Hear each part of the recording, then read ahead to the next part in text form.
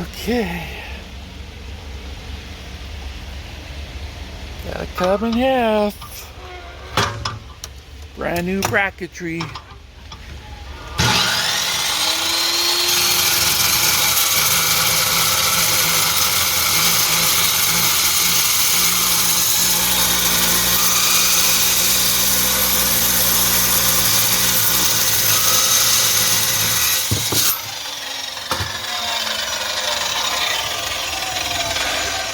Let's chop off some brackets, get them all cleaned up, and then I had to trim this a little bit. Let's tack that in, make sure the car is level. I'm using a level to straighten these up. Plate welded in.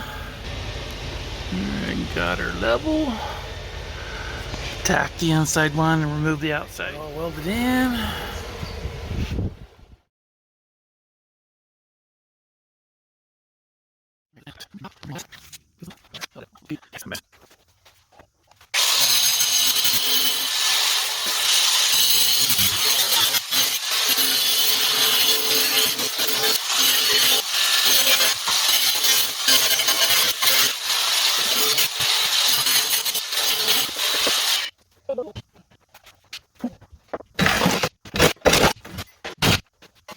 Getting all set up. First measurement I did was about an inch clearance with the tires on each side, and then made sure that the housing is level, these are level, and the distance between here and the other side is the same as here.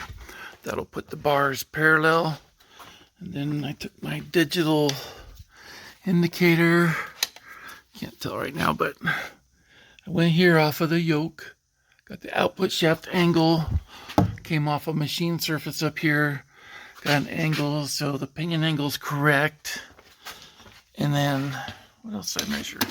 About 20 other different things. So now I'm ready to tack right here and then take the whole thing apart, and then I'll TIG weld these both sides and then TIG weld that and get what I can here.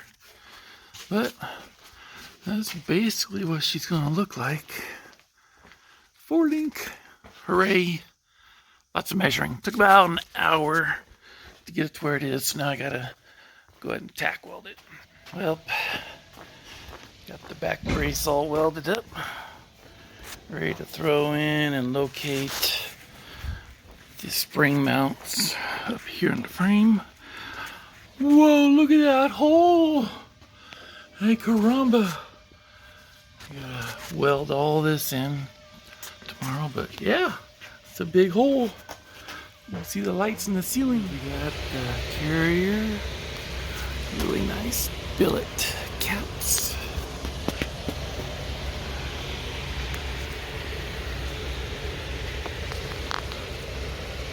Getting ready to go on the housing. I just got prepped. Thin coat of ultra black RTD on both sides with paper gasket together, and I already ran into a problem with the Willwood setup. It's all the way up against, that pad is rubbing. There's 100 thousandths right there, so I need to move the whole thing that way about 50 thousandths in order to do that. So this is how it's bolted together. They have a spacer here. I don't know if they sell different ones, but if I just take 50 thousandths off of that on the mill, it should work. Stay tuned.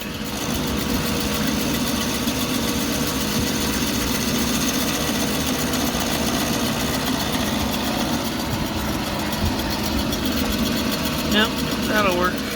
Mess again. Let's go see what she does. Amazing, look at that. Now we have the gap on both sides, and it turns. Yay. Show this 35 spline axle. Hey, it's like 1.5 inches. It's pretty darn thick. I like it. It's got the new style bearing on it. Yeah, pretty cool. Trying to set the shocks. So No coils in there yet. We got lots of adjustability here, so put it up there like that. Now I can put the coils on. 305 with a little bit of clearance. What I did here was I massaged this with a hammer a little bit. But now we got plenty of room. So here's your track bar or pan hard, whatever you want to call it. Keep everything centered.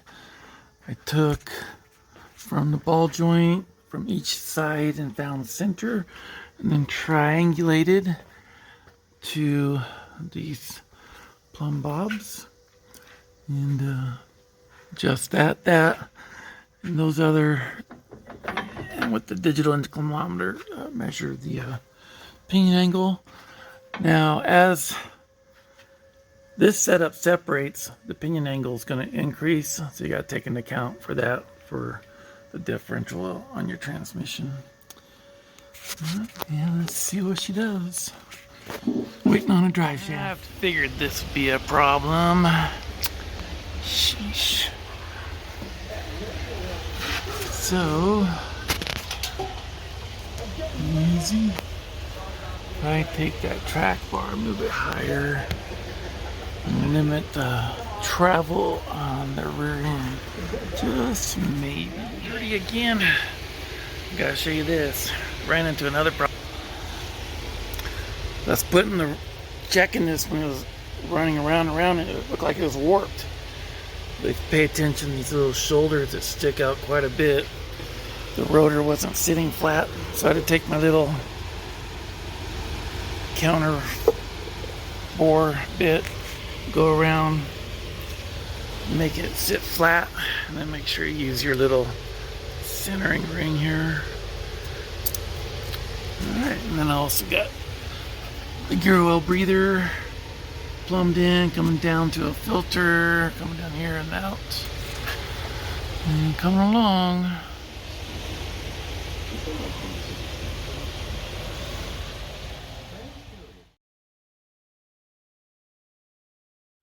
Alright, time to cover up that hole, but gotta collapse the suspension. Modified tool, take the coil spring out.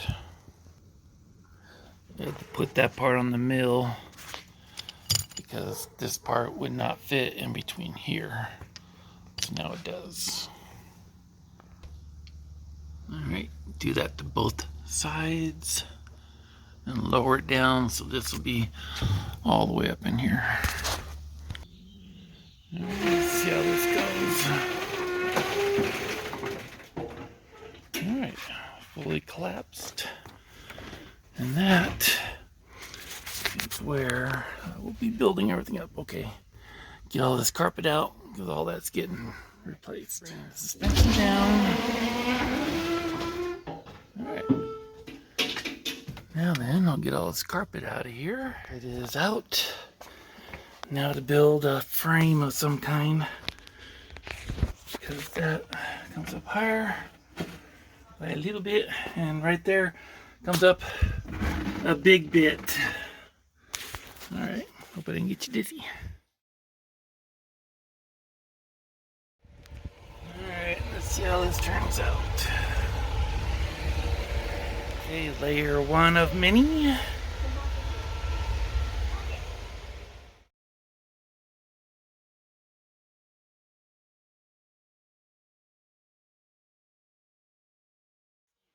Okay, got the inside tunnel done. And time to lift her up and do the bottom side. Got to pull the differential back out. Show you that. That's what the underside looks like. Alright. Let's get this all out of here and go. Alright, well I gotta tell you what. I'm putting fiberglass upside down. It's a lot of fun. And I ruined my second shirt from getting resin dripped all over me. Okay, let it dry and paint her. Well, now that I got this differential in the way, gotta redo the exhaust all over. We're gonna come out right in front of the tire. We'll see.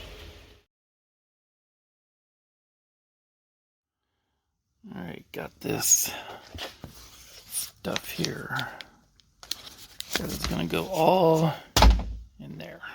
Some assembly required. And this stupid thing, that's not going to work. Got some different tips coming. Tear it all apart, do it over. Dang it. It's going to be a fun project. Sheesh. Well, you see this? The ground is about right there. So I got to start all over. Rip all this out that I just put in yesterday. It would have been alright, but there's just no ground clearance, so going with a 1 inch by 8 tip. So that means I'm going to redo all this, come straight out then over. Instead of an angle, I'm going to come to here, straight out, a little more clearance. Finally got all the holes plugged up with fiberglass, and yeah, so no more holes. Super shiny. Alright, so these will come over here. Something like that. But then, so this opening is 8 by 1 inch, so that's 8 square inches. This is a 3-inch opening, but it's about 1.8, 1.9, or 2.9 inches here. Radius squared times pi. The area of this is about 6 to 6.5, depending on where you measure. So this will outflow that. The only problem with these, they restricted it right there. What a poor idea. Okay, so my plan is to cut it here. So it's gonna taper down, probably not quite that much. And then I'll stick it on like that. All right, chop up this brand new expensive stainless steel tip. Here's my high-tech pipe bending setup. Go a little bit at a time to make that round look like a square. Let you know how it turns out. All right, getting there. Kind of oval, squarish looking. All right, so that's kind of the idea. So, yeah. Let's see what that welds up like. All right, I had to do some creative welding, but she's on. All right.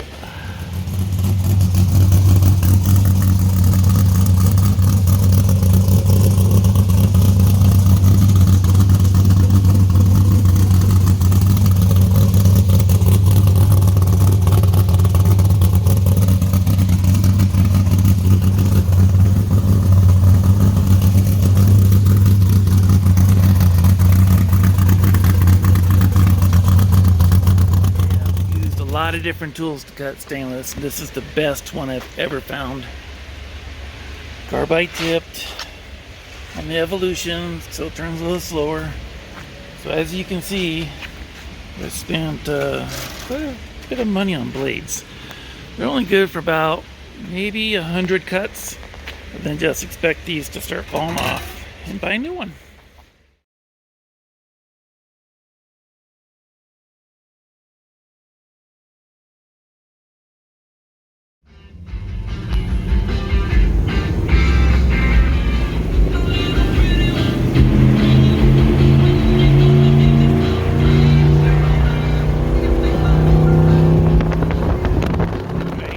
Show you this sticker here.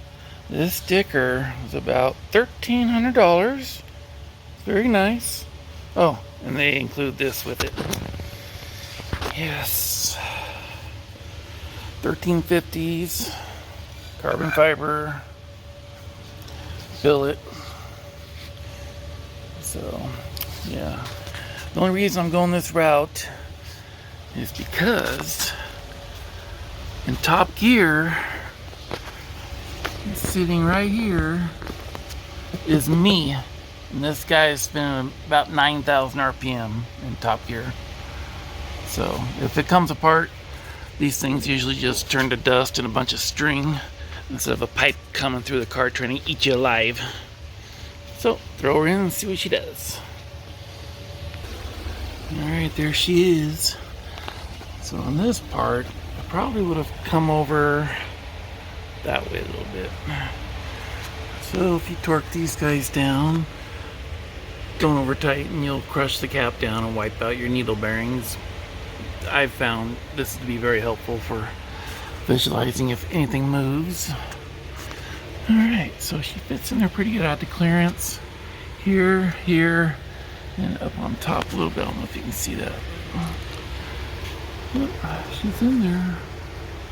This plate, I don't know if you can see it. It turned out okay. I think there's enough clearance everywhere. Well, there's only one thing to do. Test driver. Alright, fine. She's in.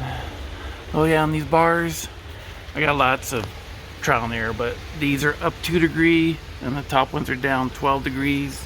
I was using this chart. Yeah. I forget the guy's name, but he's on YouTube. Suspension chassis setup guy, race car stuff. This is all new to me, so I'll be lots of trial and error. These guys, holy moly, these are a little loud, but it'll be okay, I think. All right, wish me luck, guys. All that hard work paid off. So it's not too noisy in here with the windows rolled up, but let's see here.